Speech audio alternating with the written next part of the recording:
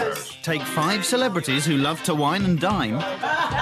Ask them to take it in turns hosting their idea of a perfect dinner party. Do you have anything else? Add a competitive twist as they mark each other in secret. I don't like fennel. Then turn up the heat. And let them fight it out for a £1,000 prize donated to their favourite charity. It's my idea of hell.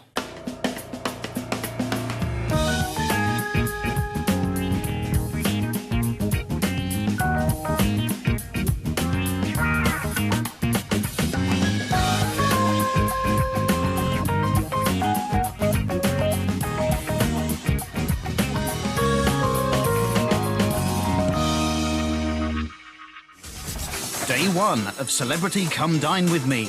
And today's host is award-winning and exclusive fashion designer Ben DeLisi. 49-year-old Ben is a designer to the stars, dressing names such as Kate Winslet, Patsy Kensit and Gillian Anderson. And he works from his shop in London's Belgravia. Ben lives in Battersea, South London, with his boyfriend Gerardo and their 4 dogs. But how does he feel about 4 celebrities coming to his home for dinner? I'm happy to be the first one. I'm glad, actually, it's the first one, because I think the first one will be more memorable. Ben was born in New York, but his family hail from Italy, and he's going back to his roots with his menu. He's stealing his grandmother's Sicilian family recipe for linguine and broccoli. The whole point about food is that it's got to be simple but taste great, and I think I hate him already. And because I hate him so much, I'm going to come in a Bruce Oldfield dress. The first celebrity guest is Ulrika Johnson, TV presenter, journalist and mother of 3. What? Where are you going? That's our EastEnders bit. Ulrika lives in Berkshire with her husband Lance, and she has a real passion for good, unfussy food. The linguine, I won't be too great on because I don't eat wheat. So desperately inconsiderate of him to even consider putting a pasta on the... So big black mark for Ben for that. To be fair, Ben is offering a second starter especially for Ulrika. Primavera rolls with a balsamic vinaigrette. But Ben, that's got wheat in it too. There is a theme, and I think the clue is in the word Italian. I don't know what a Primavera roll is, though that's Italian for spring, but I don't think it's spring rolls. That'd be a bit bulky. Guest number 2 is David Quantick, broadcaster and writer of comedy classics such as Brass Eye, Harry Hill's TV Burp and Grumpy Old Men. It's not my definition of comfort food. Comfort food to me is like a bowl of Horlicks and about 10 pounds of pasta. Continuing the Italian theme, for his main course, Ben is doing roasted Italian sausages served on a bed of sweet peppers and red onions. This is complemented with a fennel salad in a lemon dressing. I mean, it'll be delicious. No questions asked. This'll be a sausage and a half, won't it? Celebrity guest number 3 is comedy actress and writer Helen Lederer. She also writes about food and wine and is a keen dinner party host at her home in Dulwich. And she can't wait for the week to start. I'm really excited. I've just never been invited to so many dinner parties all at once. It's a great way of making friends, because I haven't got many, of course. And finally, Ben's pudding is his secret chocolate cream. That's hardcore gym. I'm gonna have to go to the gym and just kill it. Totally got him wrong, didn't I? I mean, he's just real Italian, this dude. I'll go in and help Last but not least, our final celebrity guest is pop diva Misha Paris. For Misha, real happy days are entertaining at home in Kensington. Happy day. And she loves it when a host shares the cuisine of their origin. I just love when people cook the food that they've been brought up on. I think that's really special. First job for tonight's host, shopping. And Ben's desperate to find the right ingredients for his Sicilian menu. Salvatore, how are you? Very good, you? Very well. So there's only one place to go, his favourite Italian deli. This is an emporium of all the wonderful things in life. Cannelloni, cannelletto, rigatoni, rigoletto, trattoria, mamma mia, Lazio. Lamborghini e linguini, bolesconi, minestroni, mozzarella, Donatella, Figaro. Piatti caldi, Garibaldi, Donizetti e spaghetti, biscotti, peperotti, come so delicious. Fabulous. Vermicelli, botticelli, dolce, latte, Napoli. Ciao bella, tutto va bene, basta così. It got to me here. Yeah. Yeah, sampling the goods may be the Italian way, but Ben has got 4 famous mouths to feed. Time to buy something. Oh gosh, this is where I really go wrong. many people you have? There's 5 people. 5 people. Maybe 2 sausages each? No, Less? I can't do 2 sausages. He's got to be more. This is one of my problems. I have 5 people coming to dinner. There's 5 of us eating dinner. Basically, 2 or 3 sausages should be enough. But I can't do it, so I have to buy 20. So that means there will be leftovers, just in case. But he does have time to try just one last thing. I should be a lot bigger with the way I eat, but it's my metabolism, sorry. Lucky old you, Ben. With a mountain of food, it's time to move on. And for London's leading fashion designer, presentation is everything. And an old friend, Fiona, is on hand to help. Amaryllis? I think the No, they're not amaryllis... open, but I actually think they're really beautiful. I think the amaryllis is perfect. Yeah. Because the dinner is very kind of robust and stick to your ribs, I don't want anything formal. I want it all sort of happy and up and lots of color, and I want it to be loose and sort of fun. Ben, they're flowers, not frocks. Over to you. Well, thanks. With the flowers being delivered later, Ben heads home and shows us around his designer pad. Well, this is the living room. This is where I sort of chill with a book. With a fireplace and nice sofa here, and everything around me are the things that I love. Ben's house, I'm expecting to be designed, clean, functional, minimalist, and probably with a really horrible Laura Ashley sofa with a big Cabbage Patch doll sitting there. The kitchen is actually from a range of kitchens that I've licensed my name to and I've designed. I just recently had it put in. So, perk of the job is your own designer kitchen with your name on it. I'd keep it clean too. His kitchen could go one of 2 ways. I think it'll either be stainless steel, All Smeg appliances, or else it might be very white, but not in a harsh, sort of lavatory way. lacquered white doors with Star Galaxy granite tops, work surfaces. Lots of white, lots of blonde wood, neatness, no clutter. This is my bathroom. The taps are very cubist in feel, very, very geometric with Wenge trim. Fantastic taps, fantastic lavatories, probably, very expensive. My bath is all clad in the same tile, and it's like a really huge, very, very deep trough. It's probably going to look like one of those really posh hotels. I'm inspired by my house, and it just filters over to everything I do. So I have to have beautiful things around me, and it's got to be quite a calming, womb-like place.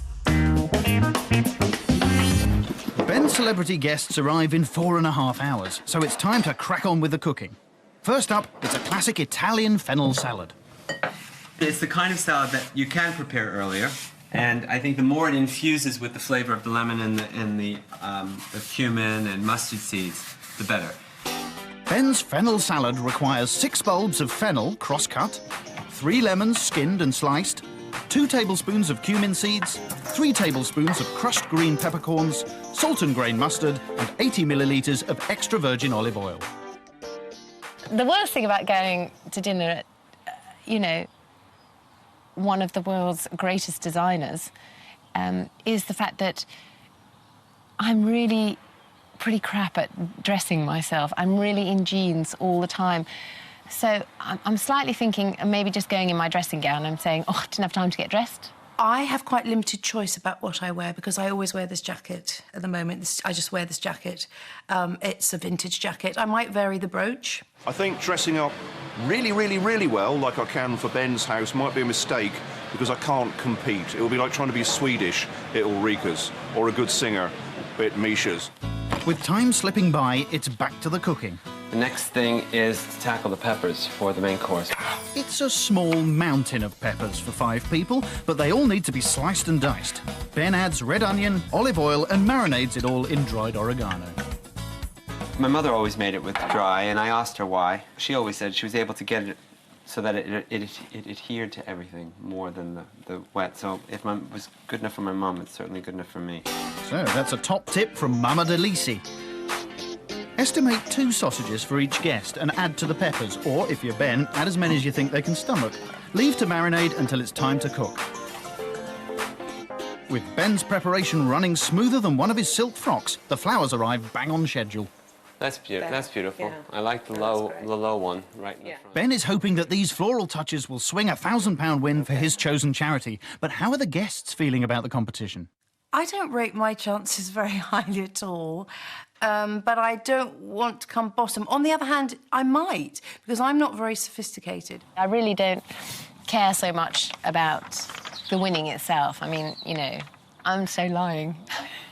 I'm not interested if I win or not. I just want to get some good food. If I come last, something's gone seriously wrong.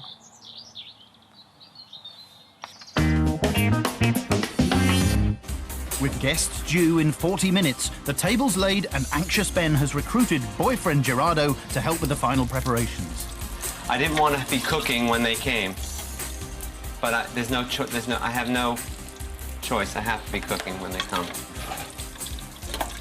I don't want any one of the guests walking in and seeing the kitchen like this. Organising fashion shows is one thing, but cooking dinner for 4 celebrity guests is pushing Ben over the edge. I agreed to do this, didn't I? Like, you open the bottle of champagne, we have a glass of champagne, everybody, and then you can say, excuse me, guys, have a great dinner, I'm eating upstairs with the dogs, and then you're out of here. Is that Ben's boyfriend or a skivvy? The bottles of champagne are in the... Where could they be? Where can the bloody champagne be? No, he's definitely a skivvy. That can't be them. Is it? Get away from there. And things go from bad to worse when the first guest arrives half an hour early. Is one of them. No. Hello, darling. Come in, Nisha. How are you? I'm all right, babes.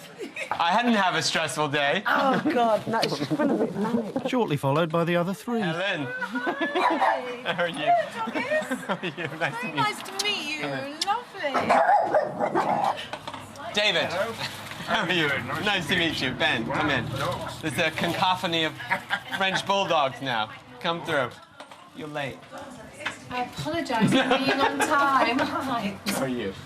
Hello, little person. Come in. This is for you. Thank you, sweet. To go with your Italian sausage. Oh, look at these. Come in. I'm on time. You're on time. Everybody else was so early. No, it's biscuit. Oh, okay, lovely cheese. There you go. Yeah, oh. Oh, damn. See that? Is this normal? With all present and correct, Ben's dogs play host in the living room while their master makes final preparations in the kitchen.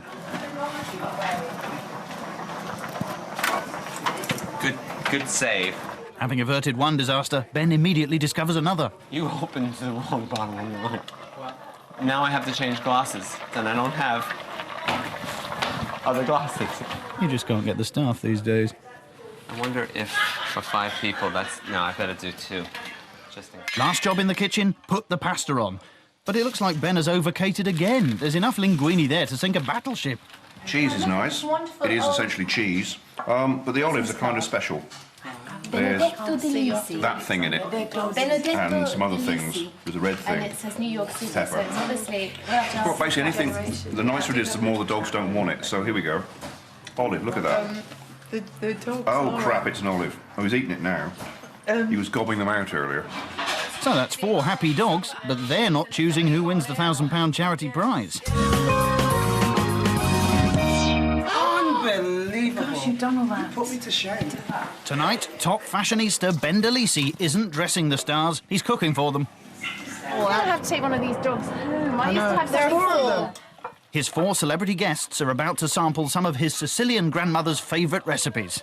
No, we're just doing that one-upmanship, aren't we? That Monty Ulrika, Python this is my partner, sketch. Gerardo. This is Ulrika. Hi, Ulrika, nice to meet you. I'm going to be serving human hair. Human hair's good. Yeah, in a bowl. And at the end of the night, they'll be giving him marks out of 10. I'm going to go for retina. What is a starter? Yeah, very much. Friendly. If he's the host that scores the most, there's £1,000 for his chosen charity. Not cooked yet. Whilst Ben sweats in the kitchen, his guests take time to have a nose around. It's very nice. It's a bit... It's like the TARDIS, only sort of... It absolutely arty. is. I said, this can't be the right address. This can't be... It's just a magnificent red door. Because I thought, blimey, there's going to be some crusties in here. I was quite surprised when there was... I did expect the dogs, but I expected the dogs to be kind of undernourished and carrying guns with this kind of thing, which is lovely. I don't quite know what it is, but it's fantastic. I think it's a work of art. when you look at it, when I look at it, it's a work of art. Everything lovely. I love this. I love this because it doesn't. It's hung on the wall, but you can't see any of the strings. Can't see the nails like Christmas cards. Yeah, can you? exactly. There's none of that. It's very nasty unusual. paperclip situation. I've already bumped into it 2 times already. So. I do like this. It's nice, isn't it? We can see a cleaning product around the corner there. Didn't quite get tidied up fast enough, did we? You can see what he's using. Wow, what is he using? Well, he uses this for showering. Fire cow.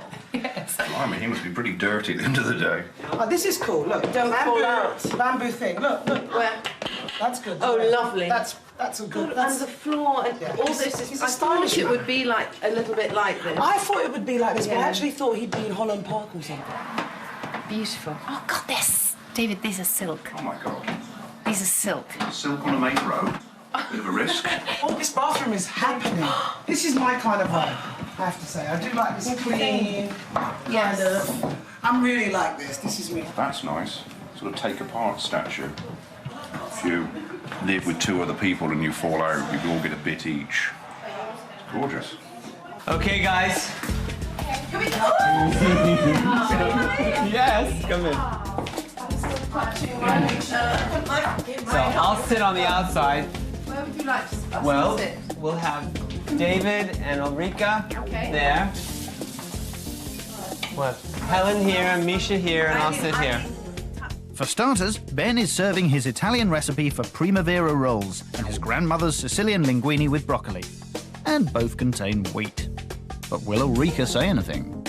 A little bit of pasta each. Yes. A little bit of pasta to try the pasta, and then you can try some of the spring roll afterwards. Yeah, absolutely. Okay. I'm not going to come here. Because I have 2 starters. Italian food not Okay. cooked by Oh, we're greedy, Ben. And you quarter of the size for me, obviously, with it being pasta. Thank you, Ben. I'm not going to give you guys a lot of it because otherwise you won't. Let's enjoy. You've made me feel so relaxed when you guys came. I was nervous, but when you all came over, I felt, oh well, I was so nervous. Cheers. When you guys I'm came. so Cheers. nervous for Wednesday. Great to have you over. I think you're great. With the starters served and sampled, how did Ben's guests rate the food? The first one was the linguine, and I thought it was fantastic, but I have to say, it's not a criticism, just a fact that starter implies something to sort of kick you off and then leave room, whereas this was an epic. Well, I think it's a treat if you've got 2 starters. It's a double whammy, isn't it? It's like, oh, hurrah. You know, it's like rules have been broken. It's like normally you just might just get a bit of leaves and that's it, and then you've got to wait for your main. I'm not a pasta person, to be honest. I don't really eat too much pasta because it makes me want to go to sleep. To ask an Italian, maybe, to cook something without wheat is you know, it is possibly impossible. Mildly disappointed that no notice had been taken of that, because if someone has a nut allergy, they keep the nuts out. If someone has a wheat allergy, they're just being fussy. No, I'm not being fussy. If that was the starter, I was expecting, like, a cow for the main course. No, David. Actually, just a small piece of Italian pig. Well, I've been given bread. Love. Rightly so. The main course is Italian sausages with red peppers, served with a fennel salad and a lemon dressing. It's not, I don't like it. These are Italian sausages, Ben. Yeah. Luigi's. Great sausages. Wow. Fennel's my favorite. Superfood, you know, Ulrika. Is it? It's on a list of superfoods with blueberries. Is it really? Blueberries, Brazil nuts, fennel. Blueberries are fennel. anti-carcinogen, Yeah. whatever they are. It's all one of those. So, the main course, was it a hit? It was actually really, really very tasty. It was as good as I was hoping it would be. Oh, this isn't terrible. I would like 4 sausages and less fennel. And I'm aware that most people will live longer if they don't do that. Again, I really liked it, but it wasn't so much a bed of fennel as a bed shop of fennel. The fennel was... I mean, he could have just had the fennel without anything else. It was so good, the way he did it. I don't know how he did it with lemon and something else, but it was good. Delicious, delicious. I didn't finish it, but absolutely delicious, yeah. The dogs could have given it a miss. They should have gone out for the day, for the whole night, personally. Love dogs, don't get me wrong, but dogs and food, can't be going there with dogs and food. Love you to death, Ben, but no. I don't have to worry about him getting into the next school, though. Thank you. Yes, you need Nice that. plate. It is, isn't it? Finally, Ben's secret chocolate cream. Tell us about It's the a plate. chocolate cream, which I'm not allowed to tell you how I made it. Why? because my friend Rosemary in Richmond swore to me that On a stack of bites. that I had to write it in blood that I wouldn't tell anybody about It's it. got blood in calf's it? liver and all sorts in Yeah. Oh my gosh, that Anchovy makes and me- everything. I like all sorts. Anchovy and chocolate, great Anchovy and mix. chocolate. Can't wait. This is astounding. Not This is feeling it. really I'm good. not- Do you like To it? be honest, I'm a food Yeah. person. It's got a nice kind of husky taste to it. I don't really That's What's the it right got? word. Mosquito taste? No, not mosquito. Yes, it's just made of mosquitoes, thousands of them, packed together. Hundreds, all packed. It's yum. Is Who's it? it, Margot? Who's your next door neighbour? It's Rosemary. Rosemary, she's done well. Rosemary. What is his Honestly Rosemary? saying. Rosemary's done What's the- very what did well. you- what did you And she's find? right to keep the secret. Under continued pressure, Ben almost spills the beans. I use 70% Lindt chocolate. Oh, yes. Wow. Wow, 70%. And what was the other 40? The other 40? It's lucky Helen's a writer, not a maths teacher. So what's in this? I'm confused. 150% chocolate and rosemary. And the secret much? element. It's a Just the secret. one. So, this recipe remains a mystery, but check the Channel 4 website for the rest of tonight's dishes. But who will be laughing when the guests give their scores? I think it was a really good start. I thought there was great warmth, I thought there was great enthusiasm, and great effort. The pudding was wonderful because it had all this kind of secret elements of his next door neighbour or dear friend who couldn't impart. And I go with that. I think that's great. Pudding, not the best I've had. The meal was extraordinary. God, what a lot of effort, what a lot of preparation. Tasted really good. Ben is really a professional when it comes to hosting a dinner party, I have to say. And I'm a nervous wreck about what I'm going to do tomorrow. So, our lovies loved their dinner, but what were their scores? I think, all in all, it's a 7 for me. I'm going to have to give Ben a 9. But food-wise, I'd go 8. I would give Ben a 9. Blimey, that gives Ben DeLisi a very respectable score of 33. Not bad for the first night. But will it be enough to bag that £1,000 charity prize?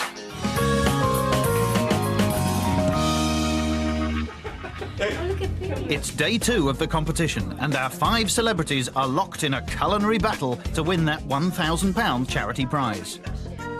Last night, internationally renowned fashion designer Ben DeLisi sewed up the competition with an Italian feast to bag a massive 33 points. It would be nice to win. Of course, I'd love to win. Up tonight is soul diva extraordinaire Misha Paris, who hopes to hit the right notes with some classically Caribbean hospitality. A lot of people haven't eaten Jamaican food before, and so I thought I would introduce them to the Caribbean. Wednesday sees television personality and journalist Ulrika Jonsson attempt to prove that there's more to Swedish cuisine than IKEA meatballs. On Thursday, it's the turn of comedian Helen Lederer, who's hoping a decent sense of humour will whisk her to the top.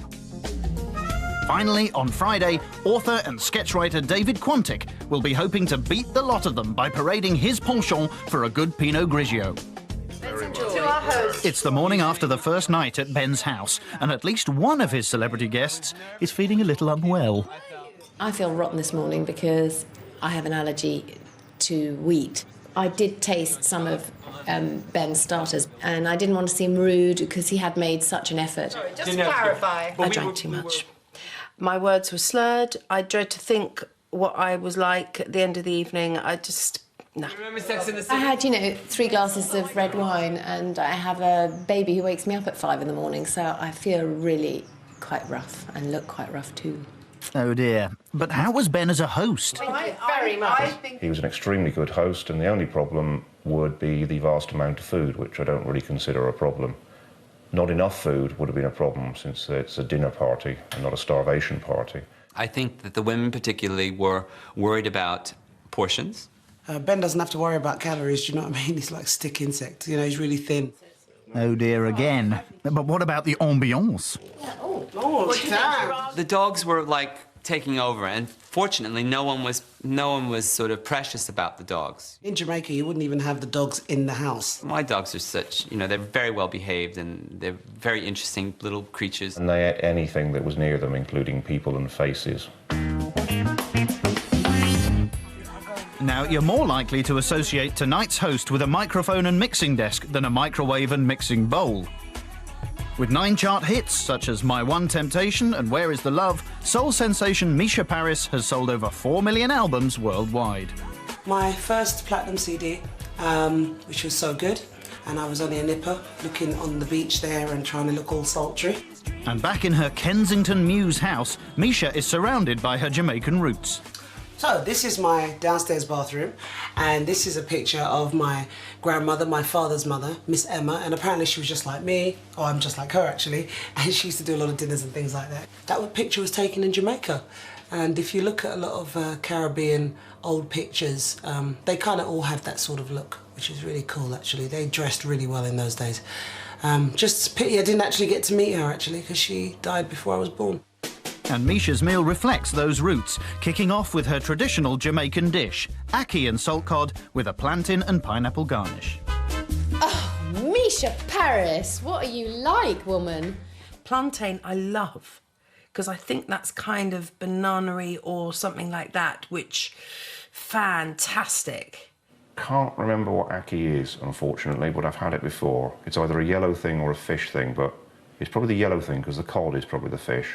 I know what salt cod is, because in Italian it's called bacala. So I guess she has to soak it for quite some time. Whoa, are you psychic, Ben? In fact, the fish has been soaking overnight. In the old days, I'll tell you what we used to have to do. We used to have to boil it. We used to have to boil the fish. And I remember when my grandmother used to boil it in the house, and I used to think, oh, it smells so bad. And did Grandma cook in sunglasses, Misha? I cook in the morning with my shades on, and once 12 o'clock comes, I'm usually back to normal again. This is, I do get up in the morning, it's just that I don't like light in the morning. Right, but this morning, the sunlight is the least of Misha's problems. We've only just moved in, and basically my chairs haven't arrived yet. So Misha's partner, Andreas, is sent on a mission to find some furniture. I think Misha's house will be very colourful. This is my bathroom, and this is where I really make myself look gorge. I gave up smoking 2 years ago. Basically, my skin really improved, and all my stuff, all my face is there. I call it my face because there's a lot of products there. I think she's gonna have like kilims and overstuffed sofas and artifacts that she's maybe found in Bali or on trips. I love books on mind, body and spirit, really deep spiritual books, stuff like that. And also conspiracy theories. I'm a bit nutty, you know, a bit. I think Misha will probably have a very nice flat because it's in Kensington. Kensington's very nice and full of Victorian apartments. Apart from that, I haven't the faintest idea. Now, surprisingly, not everything on Misha's menu can be found in your local Tesco, so it's off to her favourite Caribbean store to get the last few crucial ingredients. Every little helps. That's plantain. Another one there. Lucky. That's what I'm looking for. Creamed coconut. Yippee! That's it. That's it, I'm done. For Misha's main course, it's back to her tried and tested family recipes. Jamaican chicken with rice and peas. But Misha's taking a gamble by using chicken thighs instead of breast or leg. Maine, we're having Jamaican chicken served with rice and peas. Fantastic. I can't cook rice very well, so I'll be interested to see how she manages to make hers all individual and nice. And you cannot get any more Jamaican than Jamaican chicken, apart from possibly actually eating Bob Marley, which I wouldn't recommend. Yeah, sound advice, David. Finally, for dessert, Misha's opted for simple yet chic lemon sorbet with vodka. Whoo! Lemon vodka sorbet. No, I'm just a bit jealous. I'm going like that because I'm jealous because it's quite like what I would like. Do you know what I mean? Excuse the grammar. I mean, I would do that. I don't like sorbet. The reason I don't like sorbet is because it looks and tastes like some snow that someone has weed in. Steady on, fella. Back at home, and priority is once again given to the tricky starter. The starter that I'm making, which is ackee and saltfish, That's salted cod to you and I. that's actually something that Jamaicans would eat for breakfast, believe it or not. But I just thought it would make a really good starter. I thought it'd be nice, you know. A little bit of fish with plantains, because I think all English people like plantains. And whenever I cook for my English friends, yeah, and I give them fried plantains, they just go, oh, Mish, that tastes so good, and they lose it. So this is the one that always gets people going, yeah, I really like Jamaican food. For the plantain garnish, Misha simply slices the plantains and fries them until lightly golden. I'm confident that I'm the only one out of the group who's bringing something that's very, very, very, very, very, very Caribbean. Can you imagine Ulrika cooking Jamaican food? I know exactly what she's going to do. She's going to do Swedish meatballs and mashed cranberry sauce, guaranteed. For the main body of the dish, Misha gently fries the chopped salted cod and adds onion, red and green peppers, tomatoes, and Misha's secret ingredient, bacon. But it's still not time for the ackee. The ackee actually comes later, because the ackee is quite soft and... in Jamaica, they just pick them off the trees and stuff, but obviously here we have to get them in tins, fortunately. That's the only part where I'm cheating, OK? Yeah, that's not strictly true, is it, Misha? You're forgetting about your angelic manservant, Gabrielle, who you've hired for the night to do all the donkey work.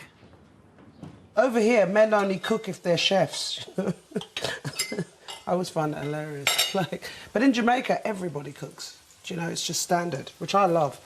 In Jamaica, you can walk down the streets and just pick up jerk chicken on the corner of the road, and it just tastes like you're in a restaurant, like a five-star restaurant. I mean, it's ridiculous.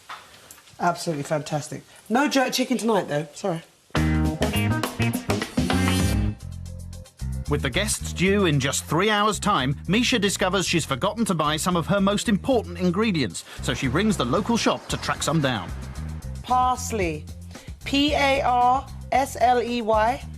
P-A-R... P-A-R for Robert. Parsley. Before sending her hired help, Gabrielle, to collect it. Meanwhile, it's time for Misha to focus on her classic Caribbean dish, rice and peas. Rice and peas is a typical Jamaican Sunday dish. Like English people will have their Sunday roast. This is our Sunday dinner. To the kidney beans, Misha adds creamed coconut and 2 cloves of garlic and simmers gently for a couple of hours before adding the rice and water and boiling for a further 20 minutes. Hi, Misha.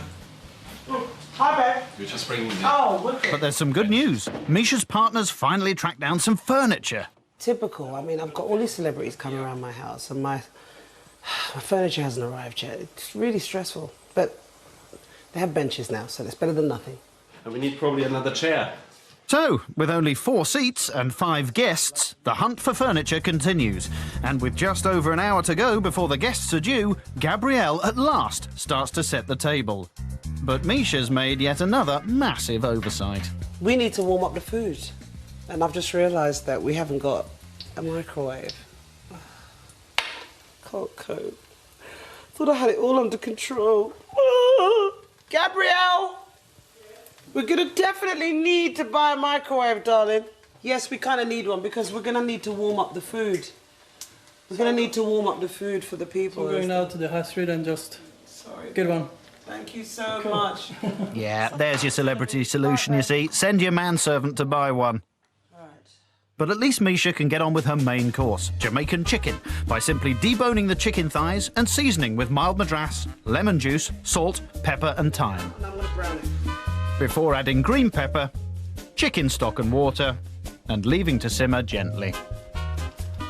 You know, there's a lot of similarities between Jamaicans and Italians, you know. We're very passionate about food and, you know, and we're quite arrogant. We do think we are the greatest. I mean, Jamaicans don't believe there are other islands. We think that it's only Jamaica that's a Caribbean island. We think all the other ones are just a joke. We're sad like that, you know what I mean? And as Gabrielle heads back with the microwave, there's a fighting chance that tonight's guests may yet have a hot meal. So with less than 20 minutes till their arrival, it's going to have to be a rapid change for our hostess. Hello, David. How are you, darling? Bang on time, Misha's 4 celebrity guests arrive. I really don't know why. Why did we do this? We're mad. Cheers, darling. Thanks for coming. Cheers, thanks for inviting me. And I just hope you like the dinner, man. And I got you some flowers, but they're on my kitchen table. Don't worry So about I just it. want you to know they're there. Don't they're worry. not here. You're the flower, darling. Something really And last but not least, Ulrika arrives and shows Helen how it's done. Oh, baby. Oh, you look heavenly. You look gorgeous. New ring, different one from last night. Blue today. Ooh, look at my girl. Look, matching skirts. Ooh. You bought a black one as well. That's how I courted when I met the Queen. When I met the Queen. I think we can take it that Ulrika's met the Queen, everyone.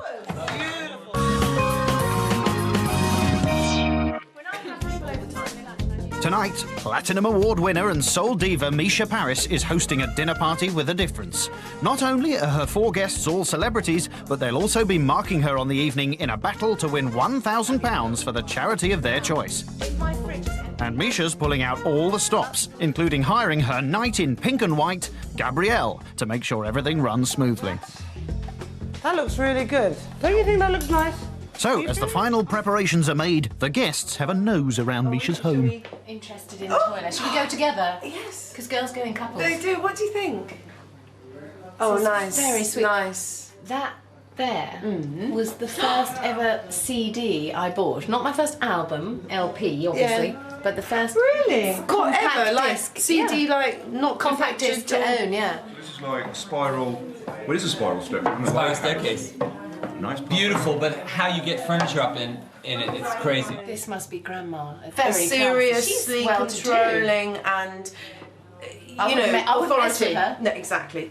But then I wouldn't mess with me. No. I think they commissioned this though. Yeah. Because you don't get bedside tables with shelves for your pocket. Oh God, that's beautiful. Well, you wouldn't get this either. No, I think they had it. I think they commissioned it. Not jealous, are we, Ben? Loads of people have library books and all manner of things, and this is the right place. Yeah. For something She's that's not- precious. She's in not the living. vain, yeah, but she's not vain, so she's not put it in the living room. No. I'm going to be moving my pictures. What, tomorrow. down to your lavvy? Yeah. I All look the ones forward in to the it. living room. Look forward to it. And your CD disc, if I may ask Yeah, for that. yeah. And my letter from Charles. If you could. With dinner about to be served, David's fashion sense is getting him into trouble. I did black and white. This is beautiful. Yeah. Let the side David go and sit at the bottom of the I know, I've cocked We it did up. black and white. You're a tough act. Yeah, I wouldn't sit on any step if I were you, David, naughty or otherwise, as Misha's little helper Gabrielle and partner Andreas are coming through with the starter. Ackee and salt cod served with plantain and pineapple. And if you fancy cooking this Caribbean classic, the recipe's on the Channel 4 website. Very good. Really. So Isn't many it too hot different, for you, babe? different things going on. And so Great texture. flavour. I love, I mean, some people, like pineapple. Mixing it. Plantain Yeah. is so sweet. It's so sweet, isn't it? It's great. Lovely. I love It's it. like a bean. Wedges. It is. It's like We love. And ackee is the yellow things that look like eggs. Usually you'll just have ackee and saltfish, but I add a little bit of bacon in there. Oh my God. I don't care. I don't care if I never have sex again. That's delicious. These strange Christmas decoration There's going to be fruit. nothing left on my plate. That's a compliment. So, a sitting ovation thus far for our songstress's starter, and even the mysterious Ackee appears to have been a hit. I love the starter. I love the starter. It was great. It was wholesome. It was tasty. It was a mixture of flavours. I like sweet with salty. Great. Whatever it was, the ackee, lacky, nacky thing was gorgeous. I love the salted fish. I mean, I never had ackee before. But I like the pork twist, which I gather is unusual. I thought it was absolutely brilliant. Really is the kind of food that I like, but can't cook myself. Are you ready for some jam down food? Jam down. Jam down. The perplexed looks can mean only one thing. Misha's classic Jamaican rice and peas has been served. Although apparently there's no sign of the peas.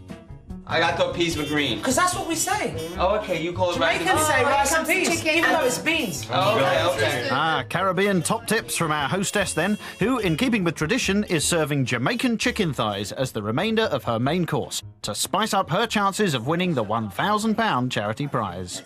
Oh my God. Right, we're going now. We're going into the rice moment. So Misha's gamble on the chicken thighs appears to be paying off, as Ulrika steams on to seconds. I'm very impressed. I feel really... You've made my bloody year for doing that.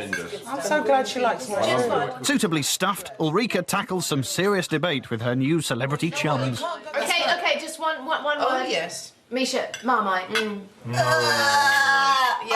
Yes. Hate it. Had it 3 times, I was sick love every it. time. Why do you like Marmite? It just tastes think like it's great. spit with vomit mixed in. Oh, you old charmer, David. But how was Misha's food? I think doing chicken thighs is actually quite cool, because it's always all breast or leg, it's always a bit fancy. But Misha just said, I like chicken thighs. And at first I thought it was a reference to Ulrika, but no, it was absolutely brilliant, brilliant food. I had seconds. I've had 3 chicken thighs and, 65 bags of rice. It was great. Really wholesome and just what I fancied. Really great. I didn't think she was very, very into food, you know what I mean? I was like, why is she doing a cooking show? Because she didn't eat yesterday. Today, 2 servings, man. Seconds, love that. When people have seconds of my food, I can't even explain it to you. The chicken just fell off the bones, and that sort of Madras kind of taste and cuisine sort of bursts. You get that bursts in your mouth. Between courses, the conversation turns to the guests' most embarrassing moments. Amusing. So you Helen, see, surely you that's must know what an embarrassing moment is. Yeah, that's it. We've had the embarrassing moment. Now give us yours. one of the times I met Prince Charles, so Revere, I meant, not Atir. Hello. The thing is, I talk a lot when I'm nervous. Really? And I filled in the gaps, and for some reason... With swear words? No, not swear words. Baked beans, and I can't remember why. I kid you not. I can't tell the story properly because I can't... There's gaps. But I just said hello. It's just, some baked beans with the sauces and baked beans. and I just did and I don't know where it was in the recess of my mind, where and why. Did you just sort of dribble up, dribble? And everyone else was looking horrified, Baked going. beans. His face went. And but I learned from that. And I just. That was Heinz baked beans. And now I think we should hear from Ulrika. No, Yes. I'm racking my brain. I just can't think. You can I've do it. had so many, and I No embarrassing moment from Ulrika. Yeah, right. My life's been one big embarrassing moment. No, it hasn't. But I have had so many embarrassing moments. But I just can't think of them at the moment. I think I've gone a bit brain dead. But I think what was really interesting that Ulrika couldn't quite come up with an embarrassing moment story. I'm sure that's because she's lived a pristine life. But I'll be asking her tomorrow night if she has got an embarrassing story.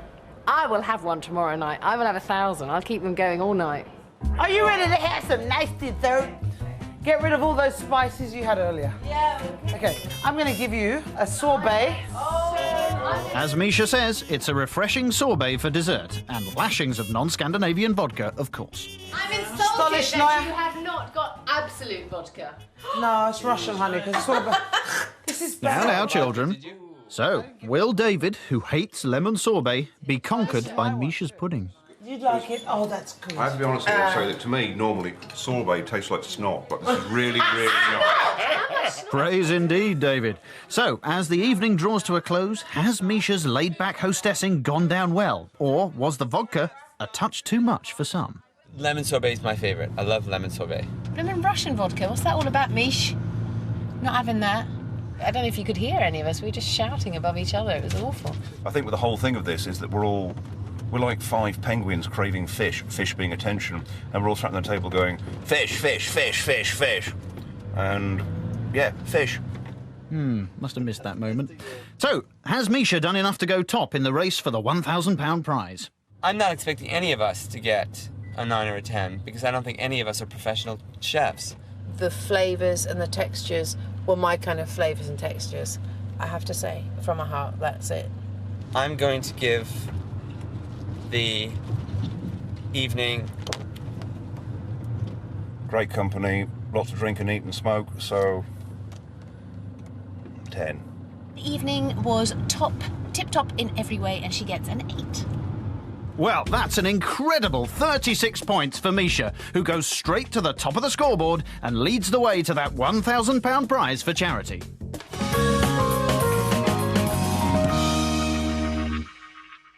Let's enjoy. To our host. It's halfway through Celebrity Come Dine With Me. Was it not mosquito taste? No, not mosquito. Yes, it's just Night 1, Ben DeLisi cooked his favourite American-Italian comfort food and scored a very good 33 points. Last night, soul diva Misha Paris's Jamaican banquet hit the right note, and she scored a whopping 36 points. I don't care if I never have sex again, that's delicious. Tonight, TV presenter and mother of 3 Ulrika Johnson is hoping to slip into the top spot. The standard is high so far. I'm not going to let the side down tonight. I'm going to raise it. I'm going to raise it higher and higher. And I just did And still to cook, a comedian, Helen Lederer, and comedy writer David Quantick. That's funny. Last night's host, Misha, mixed a cool Kensington vibe with a menu inspired by her Caribbean roots, and the combination left the other celebrities singing her praises. I love salt cod, so that was great. We had that with plantains on the top, and she had sort of given it a little sort of Misha twist by putting some bacon in it. I loved everything. It was my kind of food. I just happened to love the plantain, the way the rice had been cooked, the chicken. And there was a lot of posh champagne and cigars and cognac. So it was a nice mixture of posh and West Indian. I couldn't believe how empty the plates were. That really freaked me out. I was like, wow. Tonight, Ulrika Johnson will be playing host in her country house, which she shares with husband Mr. Wright. Ulrika's the kind of person who's been in Hello magazine and all that kind of old toot, so I imagine she'll live in a great big sort of country mansion with the Beckhams next door and have, you know, stone lions and a gravel drive. So I'll be looking forward to the agreeable crunch of gravel under tyres. But before TV presenter and mum of three Ulrika can start cooking, there's a small matter to deal with. Joe, what's your plan today? We're going to go out about 11 to my friends, and Right. then we'll probably stay out, and then do you want us to go out for tea? Come back about still? midnight. About midnight. Yeah, I Same mean, home, maybe have a tea out. I'll give them tea about 5, then we'll come back about 6 or 7 and get in the bath and ready to bed. Yeah, absolutely, that's fine. I don't think you shouldn't be showing Barbie. She's naked. She's nudie rude. She's nudie rude. While Ulrika's dealing with the kids, what do her guests think she's going to cook? I assume she's going to do the whole Swedish thing, you know. Probably be meatballs. Herring, I'm expecting fish. I'm expecting absolute vodka. I'm expecting all things that are Swedish and blonde. I really hope that I can serve up some really good grub, and I hope they'll be pleasantly surprised, because I think they're all expecting herring and Swedish stuff. And there's just no way that wasn't even in my mind. For starters, Ulrika will be serving risotto primavera, a dish she's not cooked before. I'm completely wrong. Totally wrong. I can't believe it. It's proper grown-up risotto from Italy, so that's good, special rice. Easy, Tiger. That's for the starter. I think she's basically borrowed a bit of Ben's. We've got primavera again. I mean, it was primavera rolls last time, now it's risotto primavera. The only disadvantage with the risotto is that it has to be cooked fresh and served as soon as it's cooked. It's nothing that I can really prepare in advance. So, has Ulrika made a rod for her own back by choosing a recipe she's not familiar with and having to cook and entertain her guests at the same time? To make matters even worse, she's chosen a main course, roasted marinated sea bass, that she's never cooked before either. Talk about ambitious. This must be a Swedish thing. Hello. I've ordered a sea bass from you. 5 hour. Oh my god. It's huge. How much that weigh? About £8. How big? That's not a fish, that's a whale. How am I going to fit him in the oven? Difficult. Is it he or a she? Shake. Let's take his head off and Head off. clean him and scale him. I'm totally terrified now. I was looking forward to a nice big fish, but they've surpassed themselves. It's going to take a bit longer to cook, isn't it, because it's a bit bigger? Another 10 minutes or so. Yeah, OK, good. Thank you so much. Thank you very much. Have a good night. Ulrika and her whale head for home. The sea bass will be accompanied by salsa verde, slow-cooked fennel and saffron potatoes. Flipping fennel, which is something that foxes eat, as far as I was aware. But I've had a lot of fennel this week, more than I've ever had. I'll be curious to see how she serves the sea bass. Is it going to be one of those where we have to sort of worry about the bones? It's a great fish, but you have to get it right. You know what I mean? So, good luck, Ulrika. For dessert, Ulrika will be serving chocolate nemesis. Sounds like a 70s blaxploitation film. Chocolate Nemesis versus Shaft. Oh, very good. I bet you she coined that phrase. I don't like pudding. I'm not a pudding person. Here's the chocolate cake. Just kind of fallen apart. You know what they say, the proof is in the pudding. She's had to prepare it in advance and it's not looking too good. I'm not going to serve it like this. I'll just serve it individually on plates, because it's so kind of cracked and glorious. So, a cake that's already crumbling and an ambitious starter and main course. Is this a recipe for disaster which could cost Ulrika the chance of winning that £1,000 for charity? With just 2 hours until her celebrity guests arrive, proper preparation is essential if Ulrika's dinner party is to be a success. And her TV training means there's only one way to keep on track. Cue cards all over the kitchen. I've just put some notes, actually, in the back because I didn't want to have the books out. For the saffron potatoes, Ulrika caramelizes 2 large onions, adds 4 bay leaves, 5 garlic cloves, half a teaspoon of rosemary and paprika, and leaves to simmer. Next, Ulrika chops 1 kilo of peeled potatoes. Ow. Yeah, we said potatoes, Ulrika, not your fingers. I have some really brilliant knives. I have never cooked once without cutting myself or burning myself, so that's probably a good sign. Ulrika infuses saffron in boiling water and pours over the chopped potatoes, adds to the caramelized onions and leaves to simmer for 30 minutes. If you want to copy Ulrika's recipe without cutting your finger, check out the Channel 4 website.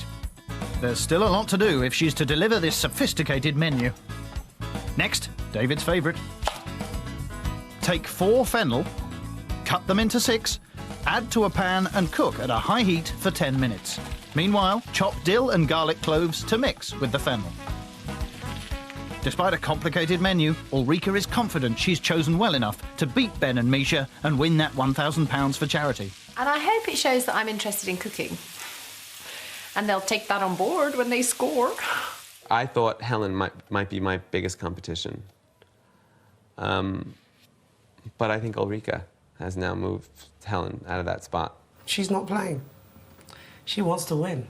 Yeah, the standard is pretty high, I think, and I think it's going to continue to be high unless Ulrika has a drink problem or Helen breaks her arm. Food is important, but so is the ambience. Ulrika's the only host living out of London and hopes that her home will give her the edge.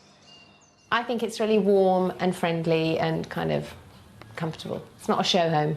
It's a home, I think, with lots of soul and lots of character. I think it's going to be quite knees-up, boozy kind of night and very family with the kids in the background with Nanny. This is just a small collection of guitars that belong to my lovely husband, who is a great guitarist. And he plays with the kids, and they even play... He plays the ukulele and they sing along. How Von Trapp is that? I think Ulrika's house will be very homely, very friendly, lots of photographs. These are pictures of Bo when she was born.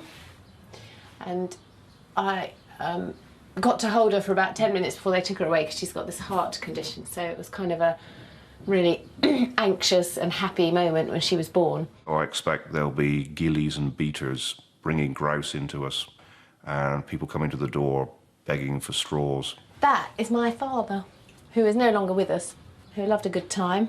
And that's a picture of me when I was little, looking frighteningly like my daughter, so there's no hope for her. If all else fails, Ulrika thinks she's got an ace up her sleeve. My brother-in-law did some magic tricks over Christmas, and they're quite impressive. And I thought, well, why not bring him in and just as sort of outside distraction for us. I guess I would find a put-on kind of entertainment awkward and slightly embarrassing. Next up, it's time to prepare Moby Bass. It's sink or swim time for Ulrika. Anything for attention, right? Ulrika lines the fish with fennel seed and seasons. A top tip is to brush the fish with olive oil and grill to crisp up the skin before baking in the oven. With 15 minutes before her guests turn up, Ulrika is feeling the pressure. It's 6:15. Never do a recipe you've never done before. It's getting quite smoky in here as well. Never mind about that, Ulrika. Your guests have arrived. First, it's David. Hello. Hello, lovely David. How are you? Nice to see you. Very well. Shortly followed by a very sickly Ben. You can bury me in that bit of You're ground not over feeling there. great. No. I can tell you're not. I shall make it as painless for you as possible. Next is Soul Diva Misha. Darling, Very thank you nice. very much for last night. Oh, thank you for It coming. was lovely. And finally, Helen. Oh, I'm sorry I'm late. You're not really. You're on time. I'm the last one. I can't bear it. But I've been last two nights. Yes. So I'm the 'cause bad you got person. further. It's so nice to take. This is for you. because it's the first time I've remembered to bring anyone anything, and you are the one.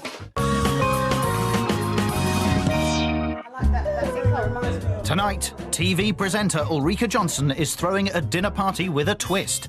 She's the third of 5 celebrities who are taking it in turns to cook for each other. The guests mark their host's efforts in secret, and the top score scoops a £1,000 cash prize for the charity of their choice. Love the kitchen, by the way. Do you? This is a Swedish? Really, love it. Just love the way you guys drop the kitchen. It's great. It's just. What are you doing right there? What's that? I'm making the risotto, which has got to be made fresh and served the second it's done. Ulrika's been very ambitious with her menu, choosing to cook a risotto that she has never made before. To complicate matters further, she's trying to be the host with the most at the same time. So her guests give her a break by taking a peek around her house. Oh, it's nice. Ooh. You know what? Oh, this is beautiful. Doesn't have in common with my bathroom. My bathroom doesn't have 40 bottles of champagne in it. Oh, whoa. We need to talk. Do you think she just sits on the loo crying like, come out, Ulrika? She's like, no, just drink. Exactly, but she said, I don't really drink that much. I'm like, come on now, baby. Who are you fooling, man? I bet the cistern is just vodka. Turn the taps, whiskey comes out. Exactly. What do you think, Ben? Yeah, you wouldn't have this. Or you would? It's not my cup of tea. Yeah. But I mean, in the context of where it is, yes, because she's got quite an eclectic mix of art. Yeah, she has. I mean, they're quite whimsical. And they're all women. She loves nudes apparently, because obviously they're all nudes. This whole wall's nudes. Extraordinary observation, Ben. It's actually more modern than I thought it would be. That's the Swedish influence, you see. That's right. That's there's IKEA. definitely. Betcha, that's IKEA. That is so IKEA, yeah. But she's kind of proud of the fact that she goes there. Well, I think you should be. It's your heritage. I mean, what have we got? MFI. Gosh. Yeah, IKEA's right, a lovely company, and all their products are excellent. I think you know what I really like in this room? I really love them, and I think it would be fantastic in a contemporary house. What? These wall sconces. That's quite expensive to be able to get the electrics to work in the wall. Yes, I'd stick to comedy, not the DIY, Helen. And that's hard, isn't it? Tour over. The guests are back in the kitchen, where Ulrika is struggling with that tricky risotto. Okay, Ulrika, how can you be so calm and still talk to us and make food happen? I'm not. I've not made this particular risotto before, so. So this is the first. Thank you. That's wonderful. Virgin. What? Are you a mass of contradictions and fears about this risotto? Yes. What do you feel? I'm feeling slightly concerned. I'm actually abandoned the rules of the recipe now, and I'm on my own. You winging it? Are you winging That's it? good. No, winging it is good, isn't it, Ben? Wing it. Go. Wing. There's the broth. Look, she's putting more ingredients. This is fantastic. I would go under slightly with the enormity of it. At last, the risotto primavera is ready. Are you sure it's risotto, Ulrika? Looks a little bit more like rice pudding to me. This looks fantastic. You better work it. Look at this. This looks like a real risotto primavera. Perfectionist Ulrika has chosen an ambitious starter in an effort to beat her rivals, but has she pulled it off? The start. Oh, the risotto. Oh, dreamy, dreamy. The risotto was a bit, cheesy and watery. It was a bit like a bowl of cheese and rice that had got hot. Yeah. She's got risotto down. She knows how to drop that. That's a dish. Risotto is one of those dishes that you really have to know how to cook it, because if you don't, you've had it. So she did it really well. The risotto was delicious, very mild. I was expecting it to be a bit more powerful because of the amount of cheese that she put into it. Both Ben and Misha had some more, so that's good. No, I mean, Helen said she loved it. David didn't say very much, but that's fine. That's good. So, 3 out of 4 ain't bad. So I'm pleased. And in fact, here is the evidence. That might be the thing. That even if it annoys you. This is how good the risotto was. One tricky course down, and Ulrika is daring to do what no TV presenter has done before: cook a sea bass the size of a whale. I'm really nervous about fish because with meat you've got to stab it if there's blood coming out. So it's feeling quite tender. I think it's pretty ready. I'm just trying to think of when I put it in. Ulrika's feeling the heat, which is more than can be said for Moby Bass. Is that the £1,000 charity prize going up in smoke?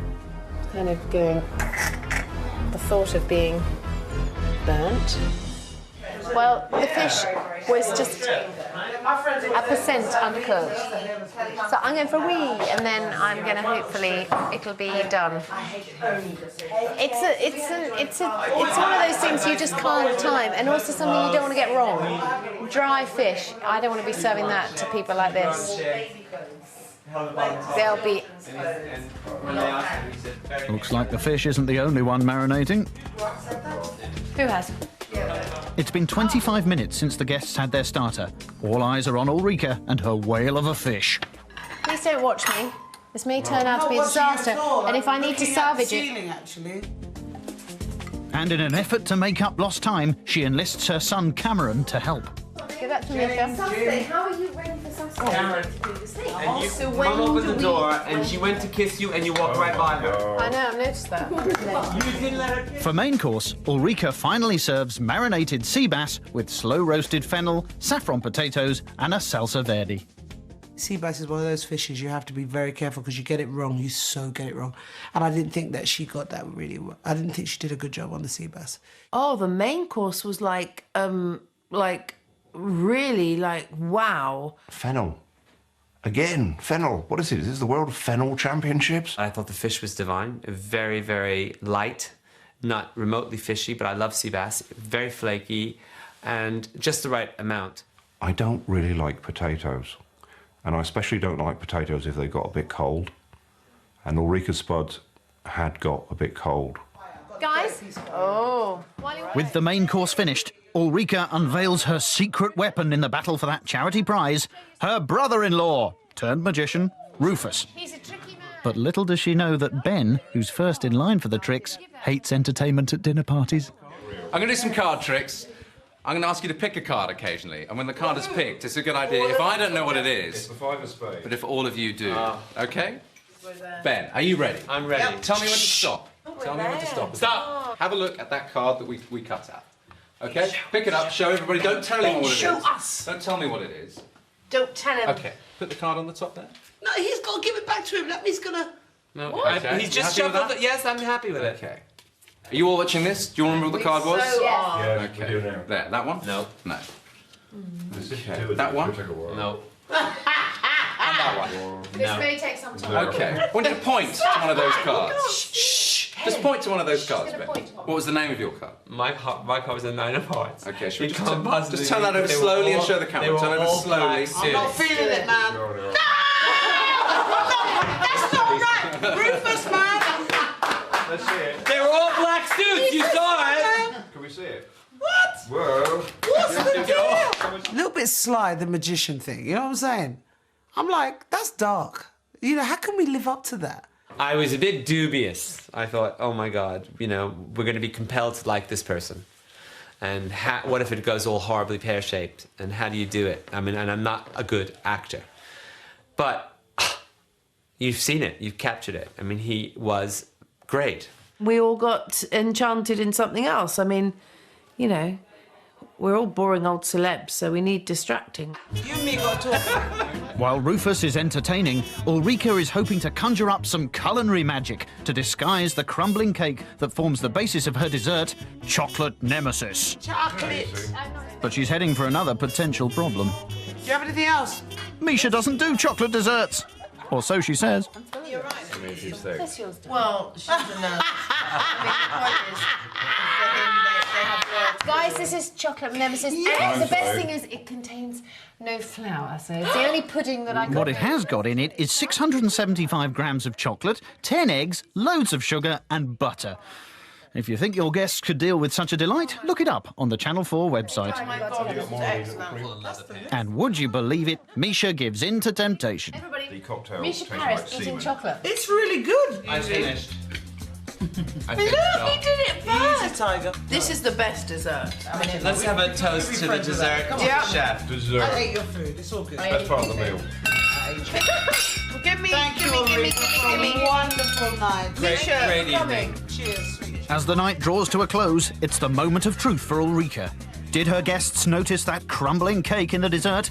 And what will be their final scores? I eat chocolate, but I don't care for it.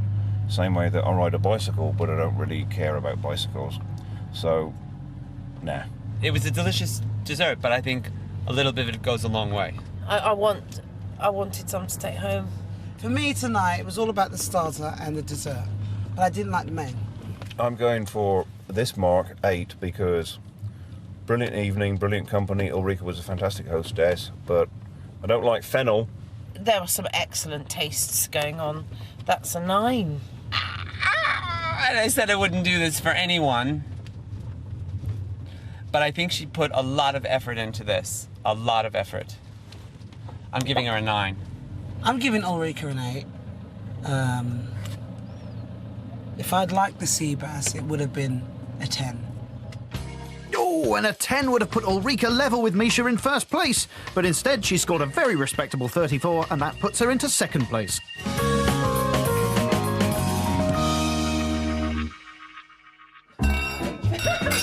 With only 2 days of the competition remaining, the heat is on as our 5 celebrities battle for that charity prize. Day 1 saw international fashion designer Ben DeLisi grab 33 points with his Italian feast. Tuesday shot soul diva extraordinaire Misha Paris straight to the top with 36 points. I couldn't believe how empty the plates were. That really freaked me out. I was like, wow. Last night, television personality Ulrika Johnson conjured up a respectable 34 points. And tonight, comedian Helen Lederer will be hoping to whisk away to the top. Are they going to indulge me? Are they going to go, that's endearing, when things are burnt? With author and sketchwriter David Quantick, the last celebrity to dish up.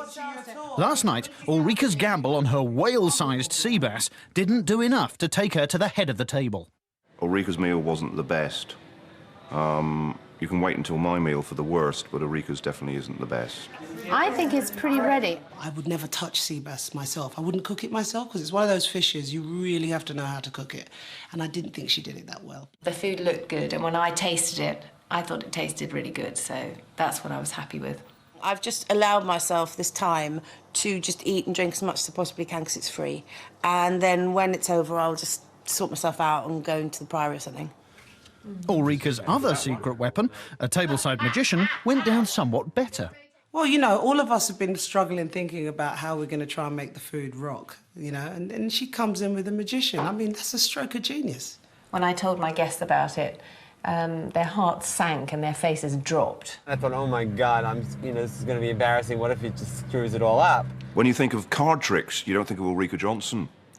And I think for the viewers, that whole perception will be reversed. And now whenever someone mentions card tricks, first name that will come to their minds will be Ulrika. Tonight's host is award-winning comedian Helen Lederer, whose career in stand-up led to starring roles on stage and TV, including Absolutely Fabulous. Helen lives in her 3-storey house in East Dulwich, South London, also home to Daisy, the unstable cat. She's got no tail. People always think they have to tell me she's got no tail, but she knows she's got no tail. And she's never had one, and she doesn't mind. And why should she? I have no idea what kind of home Helen has. She hasn't dropped any hints like battlements or how she's got a stiff neck from ducking under beams. Oh, my goodness. How can that photograph have got there? Now, I don't know if you know him. That's me. You see, some people have BAFTAs, and I never. So what I do is I go for my royal clips. Lots of disorder. I don't see Helen as a very ordered person. Important thing is recycled presents box. I might get a few tonight. Well, actually, I don't think I will. I think our house is going to be tidy, but it's going to be filled with interesting objects. Like evil spirits, maybe. Now, I've had the druids in because there was a slight energy here, and I'll tell you why. Because the light was over the bed. Now, you might say it's not completely over the bed, but if a light is over the bed, that's bad vibe. Whoa. Hopefully, no bad vibes in the kitchen, though, where Helen's ancestry is abundantly clear as she starts with her pudding, making the pastry for her Czechoslovakian grandma's speciality, Little Barbar's red currant tart. You know what? Helen's led us up a merry path. She's pretended to be this scatterbrain, and she's really laid on a... We're very lucky that we're having all these wonderful dinners. My trick, don't cop out and use margarine for this. You know what I mean? Even though it's annoying that I haven't warmed the butter, don't use margarine ever. But Helen's out to impress and is doing 2 puddings, also offering her speciality, poppy seed cheesecake. Cheesecake, don't like that. And or stand-alone cheesecake. Again, I can't have that. I'm going to have both desserts. This pastry has survived years of oppression in Middle Europe.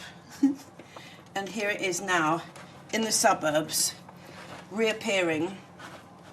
And look, the thing is, it's cosmetic, isn't it? I'm really happy now. Something's made me happy. Shall I tell you what it is? It fits, almost. There we are.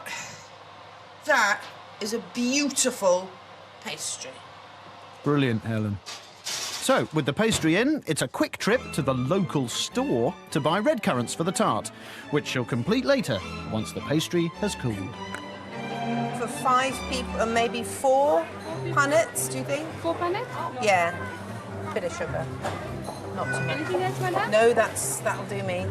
And that's your bag. Thanks so much. Do you have any Gruyere cheese? Yes, have Swiss matured Gruyere. Oh. I'll bring it up. Fantastic. Is that quite sort of tasty? Yes, if you just show me how much you would like there, please. Thank you very much and have a good day. Oh, I will. I hope. Thank you very much. The Gruyere cheese is for Helen's intriguing starter, onion and marmalade tartlets with chili jams. But will this course be to everyone's taste? Love the idea of the onion and marmalade tartlets with chili jam. Love, love, love. That sounds wonderful, except I can't have the tartlets because nobody's taking any notice of my wheat allergy, which is nice. The thing I want to know is, do you reckon she's going to make the tarts herself? Yes, she is. Right, so now we've got the organic chicken stock. I've not cooked. You see, this is the chicken organic, see? Lots of chickens in here, or bits of chicken. The organic chicken stock will form the base of Helen's main course, saffron chicken and jewelled Persian rice. Saffron chicken. More saffron. It's the fennel the later part of the week. Chicken, the saffron chicken, kind of similar to Misha's. You give me Persian rice and saffron chicken, you know, you get big marks from me. She's got jewelled Persian rice, like she thinks she's some princess. Takes one to know one, Ulrika. So, shopping complete, it's time to crack on with that tricky jewelled Persian rice. Cue cheap manual labour in the form of Helen's 14-year-old daughter. Hannah! Quickly, please, if you wouldn't mind. But can Hannah stop Helen from talking to herself? Now, the secret about the rice is wash it. If you don't wash this rice, you're finished. Apparently not. And if this is a difficult rice dish, don't shy away, Helen. I'm giving myself a pep talk, nobody else is. Don't shy away. Absolutely, Helen. In addition to the rice, you'll need to chop the peel of 2 oranges and lightly toast some almonds. Love cooking. Lightly toast.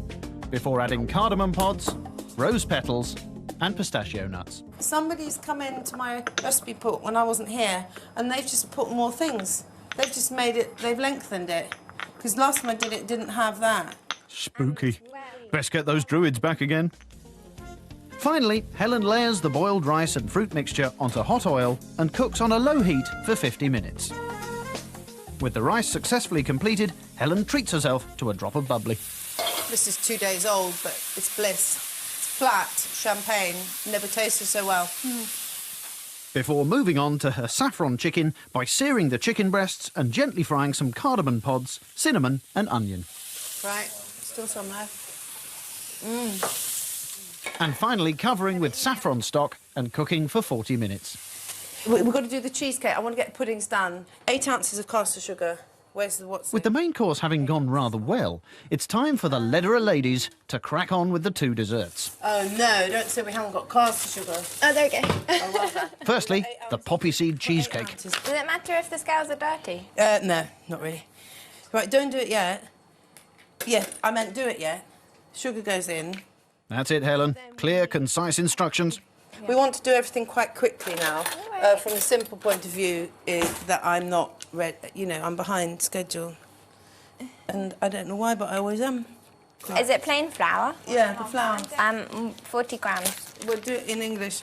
1.5 ounces. OK. For the cheesecake top, Helen adds the cream cheese, caster sugar, flour and eggs and mixes together thoroughly before adding the vodka-soaked raisins.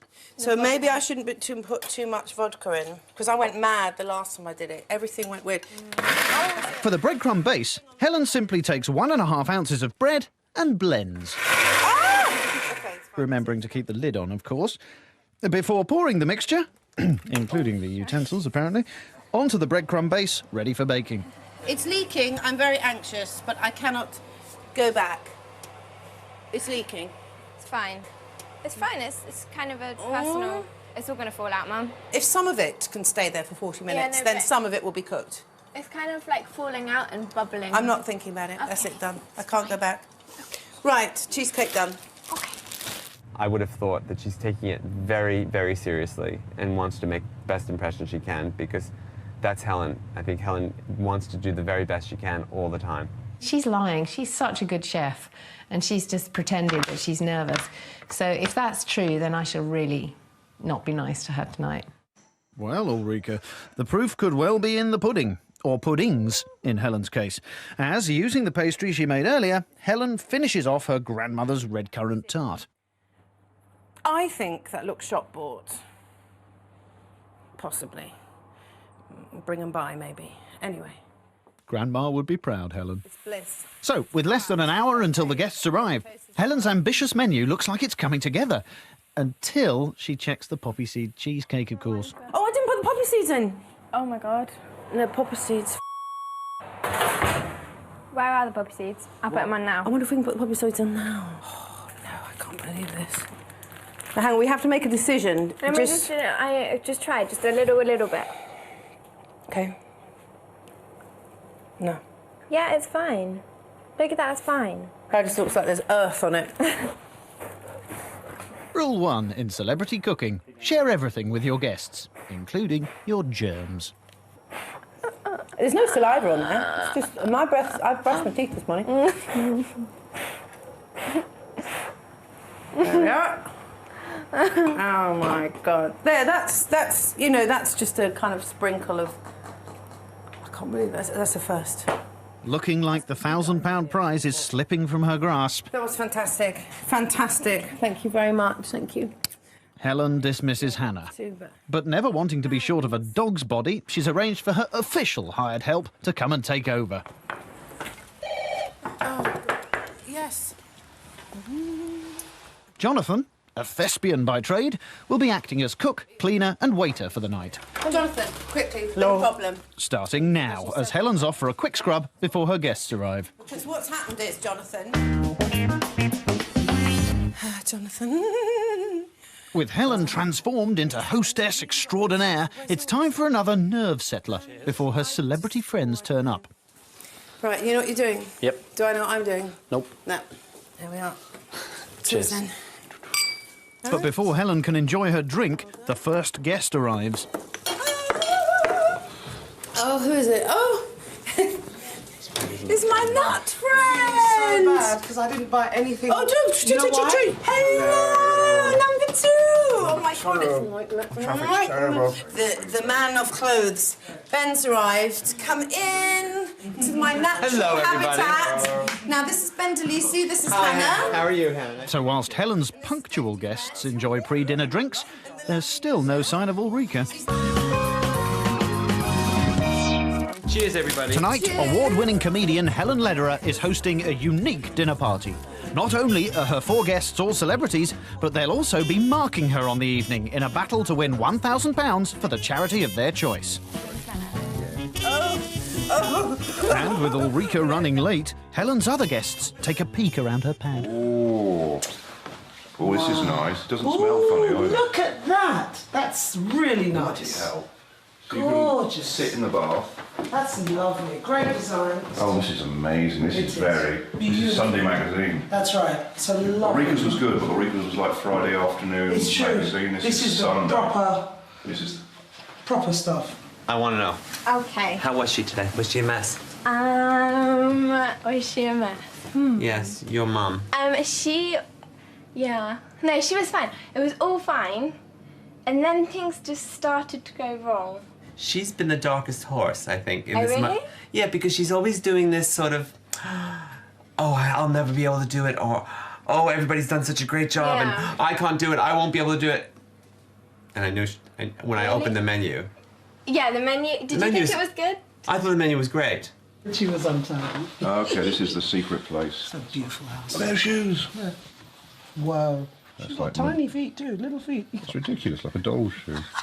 So she can get more shoes in. She's got small feet. That's I could probably get about 3 in there.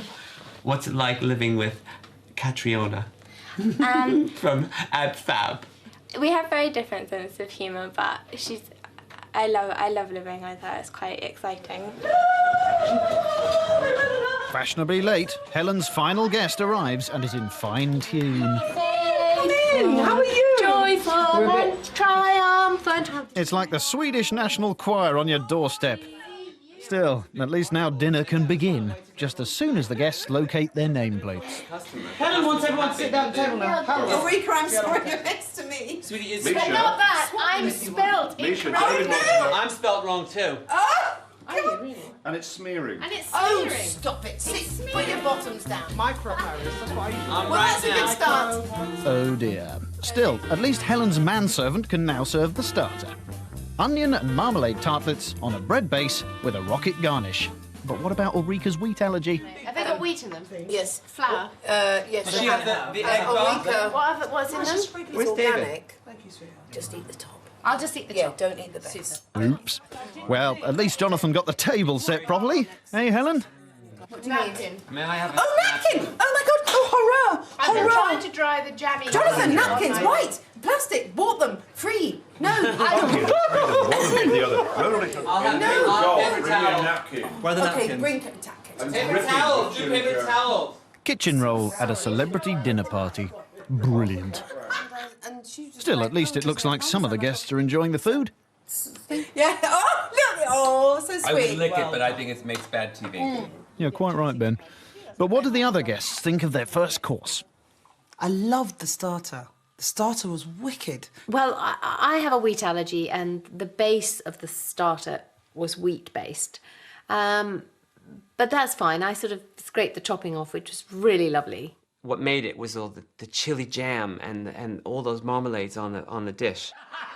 Why don't you go back to Russia? For the main course, the only dish not prepared in advance was the peas in white wine. I'm guessing white wine. So Helen's actor friend, come waiter, now has to cook them. Without any guidance. Please hold a fire extinguisher over their fettuccine. There we go, and it's all white wine peas. Jonathan, I think the flame may need to stay on to cook the peas. I'm going to boil them for about 15 minutes, I think. But we'll just try and work it out. Oh, somebody tell him, please. But eventually, the hapless hired help does get the peas boiled and ready to serve. Mind you, he's managed to forget the onions, which are still raw, and the whole lot should have been flash fried in the wine after cooking. Take them back. Do that, and then put them all back in the saucepan. It's fine. Just do that, and then put them all back in the saucepan with the Chardonnay. Maybe stick to acting, eh, Jonathan? The somewhat al dente peas accompany Helen's saffron chicken breasts, with an individual portion for Misha, who prefers chicken thigh. You got thighs. Because Oh, you did get thighs, I was worried baby. about the breast thing, and I love I have you to for say, that. because of the chronology, I was party to specialist. Didn't take any notice of my wheat allergy, but... No. All right, Ulrika. How about Helen's wheat-free jewelled Persian rice? Recipes for this and all Helen's dishes are available on the Channel 4 website. Burnt rice for us. This jeweled rice is Burnt. terrific. No, I love the crunch. It's not burnt. No, Is it I burnt? said it was Well, burnt. how the hell am I supposed to know if it's burnt? I I don't know. I've No, never she's seen right. jeweled rice before, but it's delicious and it's crunchy. I love the whole saffron thing, I have to say. And it's come Well, you out had those very... potatoes, which I know, love, but this yours. is really very... Sorry, I'm dribbling everywhere. Yeah, no, I you should. really don't care, because I know you Dribbling's have fine. staff. And I love sweet things with savoury things. Well, it's my thing. I can't taste the wine in the peas. Yeah, maybe that's due to Jonathan's novel way of cooking them. The peas, I don't understand the white wine thing, because there was definitely no white wine in the peas. Let me tell you that now. Don't know where the white wine went. I reckon the white wine's still in the bottle. It was the weirdest vegetable I've ever had, but I enjoyed it. Odd. because I would have sweated the onions and mixed them with the peas so that you got the sweetness of the onions on the peas. The chicken was not as tender as Misha's chicken was, but then there were different parts of the chicken. We had breast, and at Misha's we had thighs. So Misha's probably right. Thighs are much more tender. I felt that this fruit, the taste of the fruit with the chicken was delicious, but I felt the chicken was a little bit dry for me. The rice was slightly marred by Helen saying that it was burned. Always puts me off of food when someone says it's burned. So, can Helen's famous puddings repair the damage done by the burned rice? It's time for her little Barber's red currant tart. And, of course, the partially poppy-seeded cheesecake. I don't know how to. Because you're working tomorrow and you've got to move. Yeah. The cheesecake. Yeah, but they don't. It looks a bit actually. bring and buy sale. No. You mean Scouts made this? It does. You made that? Yes.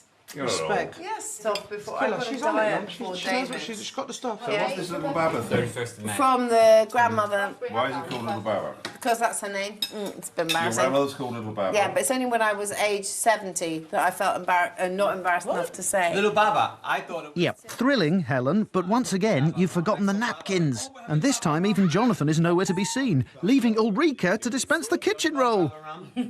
So, Mark's off for service. But were the puddings good enough to send Helen to the top? Pudding was pretty wheat-filled, so, not great for me. You know what, pudding was brilliant, but it was kind of spoiled by conversation. The dessert was amazing. She's a really good baker, that girl. She rocks on the baking tin. And as Helen clears up, it's time for those all-important scores. Oh, such a sad moment. Overall, a very nice evening. I give her an 8. Would have been a 10 if there had been wheat-free things and proper napkins. Helen? Terrific starter, great pud, so I'm giving Helen a 6. I'm going to give her a 9. Great food, but burnt rice. So being cruel. 8. So, a plucky, if slightly chaotic, 31 points for Helen, which still leaves Misha out in front, with just David still to come.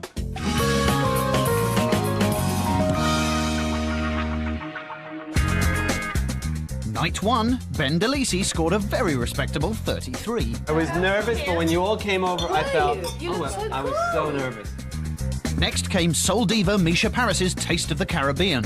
The guests sang her praises to send her top with 36. Are you ready to have some nice dessert? Host 3, Ulrika Johnson, conjured up a surprise with a magic display. But it didn't do the trick, and she only managed second place with 34 points. This is how good the risotto was.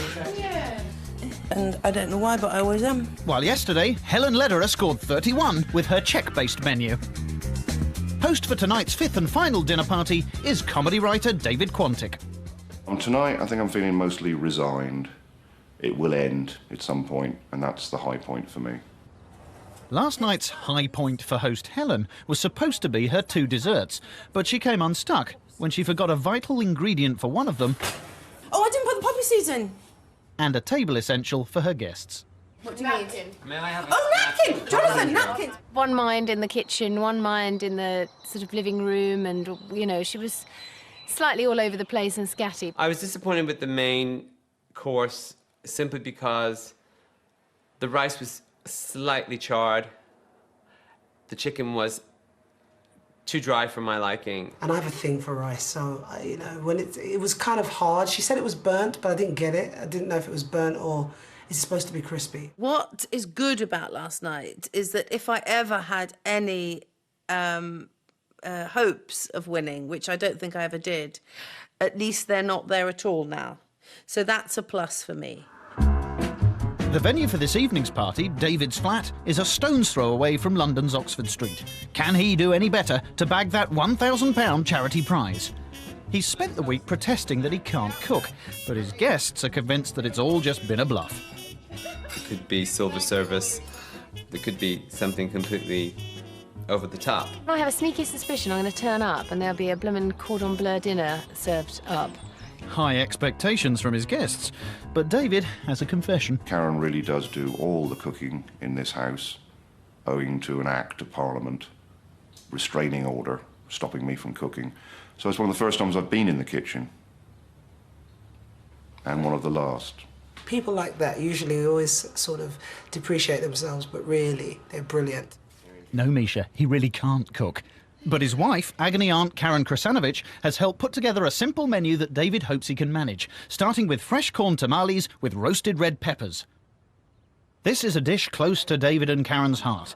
They discovered the recipe while on honeymoon in Las Vegas. Fresh corn tamales with roasted red peppers. He's gone Mexican. I've never had those, but I would imagine there's some sort of a cake, fresh corn something. I've had tamales. I love roasted peppers. I love the idea of that sort of Mexican twist to it. I'm really excited about the starter. Really excited. Karen has already made the grits mix. Right. Here is the tamale mixture that we put in the fridge. Tamales are a very popular Tex-Mex dish with a sweet or savoury filling. The main ingredient is finely ground dried corn kernels known as grits. With the stuffing made, Karen's teaching David to make a container from the corn husks. A top tip is to make the knot before you fill the husk. Let me do a couple first, and then you can try and do one. Okay, so what you do is you put a tablespoon in there. Tamales are high in carbohydrates, so you only need a few to fill you up. Then you do a little bendy thing, like this. Isn't she clever? And then you do this. Make it quite tight, because when they get hot, they have a tendency to open up. Cooking lesson over, David's on his own. All right, Pop. Cheers, babe. The secret of learning is listening, which is why I'd never learn. The tamales are steamed just before serving, but for blokey cook David, it's safer to use the microwave. Okay, here comes a knot. You can see which one's Karen made and which one's I made. David's also serving simple bloke food for main course, Tex-Mex steaks with roasted vegetables. Very filling and very satisfying, but with a bit of spice and kick in it, which I think summarises David. Love it. You see, I like food simple and good, so this is a good, simple menu. Red meat is not what I would choose ever. I'm not surprised at all about the American feeling because David's wife is American. So there's a big influence there, and she would have probably consulted him. Spot on, Ben. Karen's devised the menu, but can David follow her recipes? If he's going to win that £1,000 prize tonight, it's time for another crash course in whining and dining. I'm not a very good cook, and the food is going to be quite simple. So it'll be sometimes it's quite plain food. So the wine is the star of the... The wine will be, you know, professionals have made the wine. People have toiled hard in vineyards to make good wine, and they're buying it from you who knows about wine. So hopefully the wine will obliterate, in many ways, the memory of the food. David has chosen a rich Argentinian Malbec as a perfect complement to his steak. I think drink is very important. Not in the tramp sense of drink, in the methylated spirit sense. I'd like to think there is a slight difference between me and somebody weeping in a gutter. Alternatively, another good choice for red meat is a traditional red Bordeaux or a Cabernet Sauvignon. And for dessert, David's serving cheese with port. That's really him there. That's the English coming in. I would say the rest of the menu's American, so his wife has played quite an important role in his life. There's not a great deal of description, so that's like David. It's very unpretentious. Hello, how are you doing? Good morning. Not too bad. Come to buy some cheese. That's what you do in a cheese shop. Well done, David. Nice and safe. I probably won't touch the port because I'm not a big drinker. David has used his blokey ingenuity and is going for an alternative dessert. 5 luxury cheeses for 5 classy celebrities. It won't be dull. It won't be a bit of cheddar or dairy. Sometimes it's not good to come in this shop because there's cheeses in here that would kill a man. David likes cheese. Thank you.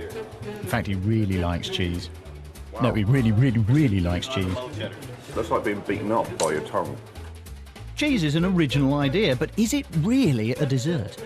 Puddings are boring. It's just an excuse to eat sugar. You know, as far as I'm concerned, pudding is just get a bowl of sugar, eat the sugar, frankly. Cheese, on the other hand, is exciting. Cows have worked to make cheese. No one cared about me and the fennel, did they? Been eating fennel all week at people's houses. I don't like fennel. Nobody phones up and goes, do you like fennel? No. No, I don't like fennel. It doesn't matter. So if you're not allergic to it, they feed it to you. Bet you don't even know what a fennel looks like, David. You're sounding a bit like a grumpy old man. Okay, that comes to £17.56. Thank you very much. You get a vast amount of cheese for £17.56, whereas with the Ponzi French Gâteau, wouldn't get change over 100 quid probably. Oh, stop moaning. Sorry. Next time, I'm getting wafers. What do you want about, David? Do you mean crackers? Back at home, David has ventured into the kitchen unaided. He prefers to use Argentinian beef, as he believes it has more flavour. Karen has already added chili pepper to the steaks. And an all-important mystery ingredient. This is the mystery ingredient. More pepper. David's American-based menu might be simple bloke food, but he's determined to add a little something on the side. What I'm doing now, I'm making salsa. David removes the seeds from 4 tomatoes and mashes. Yeah, now I've invented this technique just now, which is called mooshing. And basically, you make put the tomatoes into such a state you can no longer stand to see their little faces. And that means they're ready. He then finely chops a quarter of an onion along with a red chilli. I very much enjoy hot food. Adds to a bowl with the juice of 1 lime.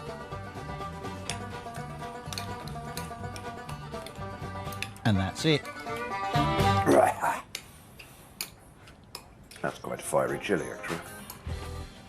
After exhausting himself mixing the salsa, David takes a breather. I just see him very traditional. Good stuff, good quality stuff. I see him as a man who appreciates good things, fine things. This is my drinks globe. I'd always wanted one of these because I'd seen them in antique shops. This one is made of MDF. If you're from the olden days, you can find out where you live. And there's some booze underneath, and when you open it up, it's full of more booze. Booze of the world. I hope he's not fluorescent. That'd be so depressing if he had fluorescent lights in his kitchen. These are our excellent lights. You'll see why. And the more you turn it up, the darker the background gets. Karen thinks they look like big eyes. And she wants to get a set that are on their side for the bedroom, so the wall is watching you. His home is going to be dark in decor, lots of books and lots of comfortable sofas. It's time to look in the celebrity trophy room, the bathroom. My only award, Bronze Sony Music Award for presenting a History of Psychedelia show. I'm very pleased with my award, but I would like another one. Well, David, cook up a banquet tonight and you might just get one. But with an hour to spare before your guests arrive, you better get back to preparing those vegetables. Unfortunately, I forgot to get any fennel, which makes me something of an outsider in the cookery stakes in this show. David, isn't this fennel? Ooh. Do you know, I don't know what this is. That's the mark of a good cook, if you're cooking fennel and you don't even know that you've got fennel. This is my one cookery trick. If you're doing things like herbs, put on too much. Do not ever underdo the herbs de Provence, because if your food is crap, herbs will make it taste better. David is hoping to add more spice to the evening with some living room theatre. He's organised for an actor to come in and each guest will have a part to play. Conversation's always there, and the entertainment's just a frisson, just a little extra sorbet. Not literally, I hate sorbet.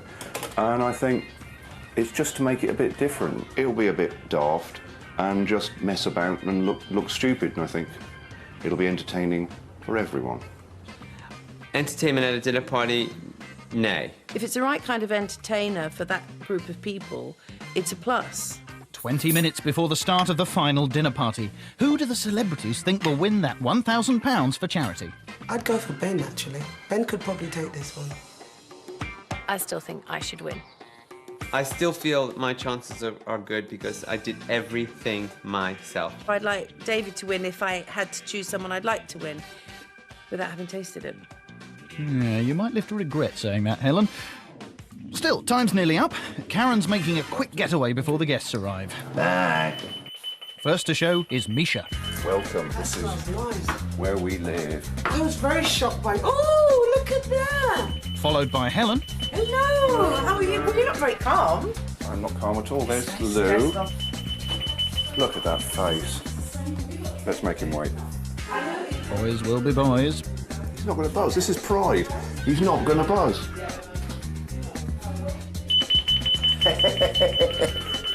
Oh, he looks miffed. Ben's finally let in, and Ulrika is the last to arrive. Lovely to see you.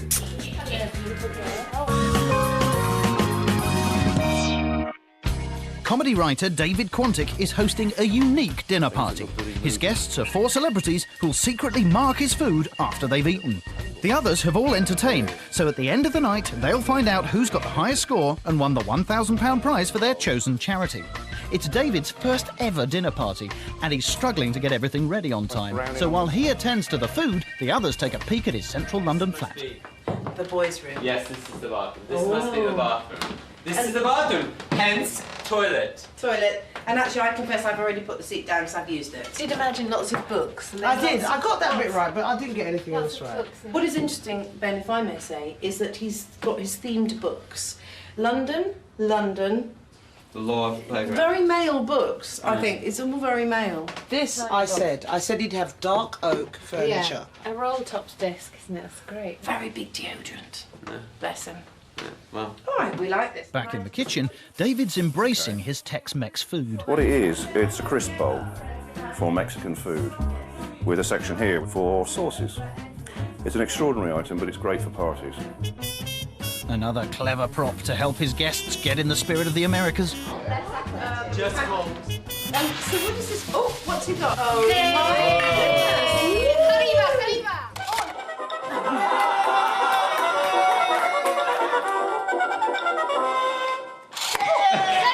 For starters, David serves fresh corn tamales with roasted red peppers, salsa and sour cream.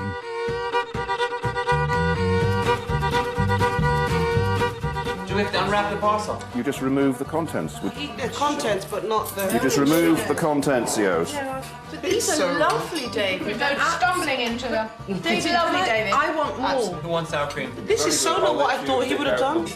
This is yum. These came from all the way from the States. Can we just use them, in her wash bra. them and just use them again? Yeah. Yes, I will. Dave, can you pass me the salsa? This is wonderful. Thank you. By the time you've unwrapped it, you really want it. Very sexual. Are they quite fattening, David? Helen! Look at this. How successful is that? Best person to ask for dinner. Did you pick them, or the mother-in-law picked them in a field? I was wearing a headband on my head. So what do his guests think of David and Karen's favourite starter? Well, I couldn't be licked without you, so... Oh, baby. I love the starter. I had 7 helpings of the tamale. He did it with corn in it, and it just tasted really good, especially with sour cream. To die for. I mean, unusual. I've never had that. Comforting to eat, but just not enough. I wanted more. Ladies and gentlemen, we'll be having steaks now. For main course, David serves Tex-Mex steaks and roasted vegetables. But he's got a problem with size. His pan's too small and he's having to cook the steaks 2 at a time. I must apologise for the sort of sequential nature of this. This is meant to be rare, I hope it is. Grilled vegetables. The guests start to wilt as they wait for their dinner. What about everybody else? Their steaks must be ready now. You can't have just done one.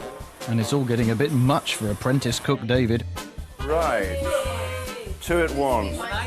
Finally, everyone seems to be tucking in happily.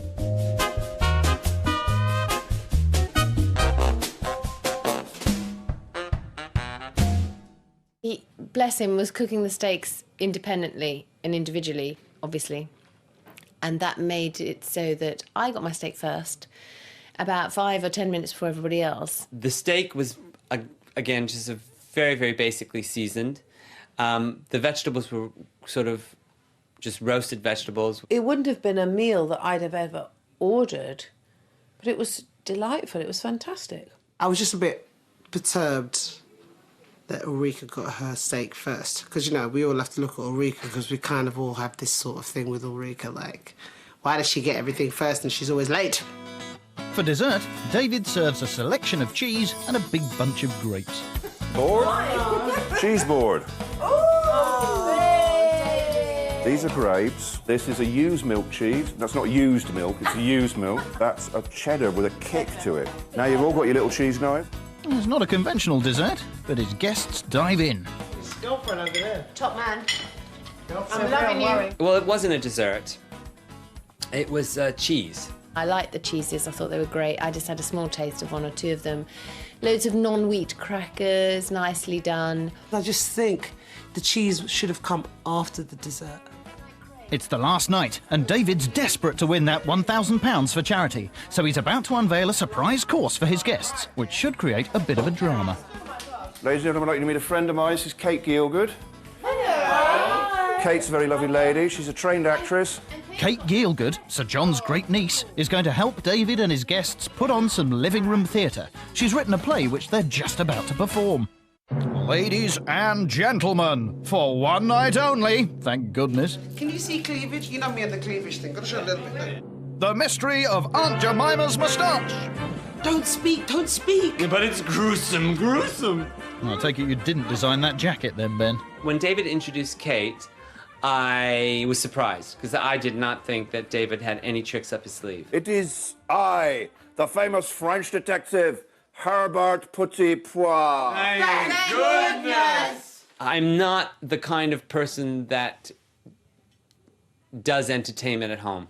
Stop it! Stop it! I would never dream of having someone perform around my dinner table for my guests. It's just not me. I would let the evening rely on the company and music and the spirit of the guests themselves. I'm just hugely relieved it wasn't a sort of stripper or tarot card or belly dancer. I have no idea what you are talking about. The entertainment, just my idea of hell.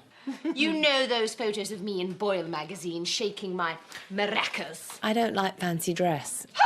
You never got over that accident. Whoops goes your neglect. Did it look like I wasn't enjoying myself? I was trying very hard to look like I was enjoying myself.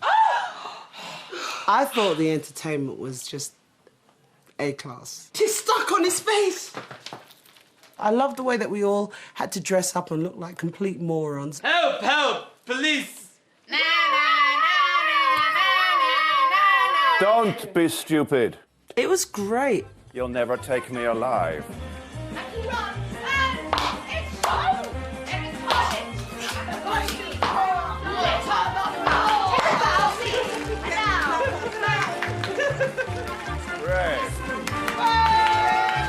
It's the end of the fifth and final dinner party. After a stunning performance, it's time for the guests to mark David's evening. He did it all on his own. He had no one to serve. He had no one to clean up. I helped him clean up. I don't want him to cry. I don't want him to win. I'm going to give David a 7 for tonight. I scored David 9. I'm going to give David a 7. I really enjoyed this evening. It wasn't the best meal, but for effort, David gets a 7. That means David has scored 30 points and places him 5th and Misha 1st. But the celebrities don't know where they've come, and it's up to our host to reveal their positions. This is, the prize. And the results are, in 5th place, David Quantick. No. In 4th place, Helen Lederer. Okay. In 3rd place, Ben DeLisi. In 2nd place, Ulrika Johnson, which means that the winner is 1st place, Misha Paris. I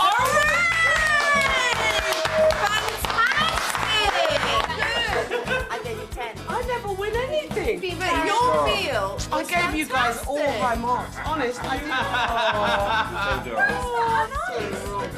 No, I'm not surprised. I really worked hard on that dinner, and I gave them a bit of my culture, and I'm really proud that they all loved it. That really makes my day. And I can get to give it to my favourite charity. Well, I'm very, very disappointed. I think I went to a great deal more effort than Misha, but then that's not what people were presumably were judging me on, and maybe, or most definitely, they preferred Jamaican food. Misha's dinner was original, but I think Ulrika's dinner was more delicious. Obviously, I'm shocked and full of remorse that I haven't won, but, you know, I'll just pick myself up and go forward. I'm really disappointed, but that's the way it goes. I told you I've never won anything except for a yo-yo.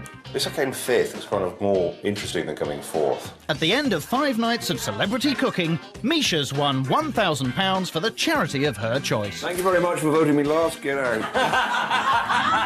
I'm only joking.